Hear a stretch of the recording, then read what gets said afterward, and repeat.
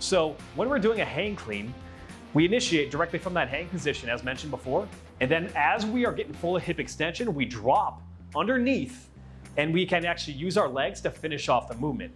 So in the beginning, what we're gonna do is we're gonna teach you how to actually get underneath the bar. So you might be catching and then doing a front squat, but eventually, as you get that movement pattern ingrained, what you're gonna be able to do is you're gonna be able to extend and then drop underneath it, and that's gonna allow you to use a heavier load.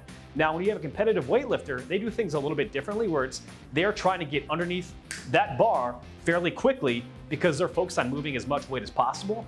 But unless you're competing in an event, then that's not gonna matter quite as much. Why are we doing hang cleans versus the power clean? For building muscle, I prefer the hang clean compared to the power clean. The primary reason being, when we have the hang clean, we're actually catching, and therefore, when we have that catch, we have more eccentric loading directly on the traps and more time under tension. So if you actually take a step back and you look at competitive weightlifters back in the 50s and 60s, before bumper plates were around, they were not allowed to drop the weight. So because they had that additional eccentric loading, they were challenging their muscles to a greater extent.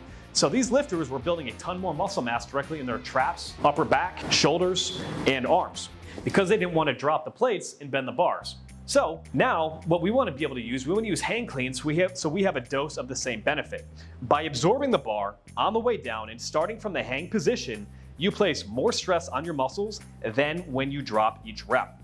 To emphasize muscle growth with hang cleans, try doing 4 work sets of 4 to 6 reps with 2 to 3 minutes of rest in between those sets. If you were looking to build maximum strength with a hang clean, what you want to do, well, you want to be focusing on using weights that are going to be 90 to 95% of your 1 rep max for 2 to 3 sets of 1 to 2 reps and 2 to 5 minutes recovery. As the weight goes up and the intensity goes up, you're going to need more rest in between. If you're trying to build a little bit more speed strength, so that's a combination of strength and speed, you're going to use weights that are going to be 70 to 85% of your max for 4 to 6 reps of 2 to 4 reps with 2 to 3 minutes rest recovery. And for more speed, 50 to 65% of your max, 4 to 6 sets, 2 to 4 reps with 1 to 2 minutes recovery.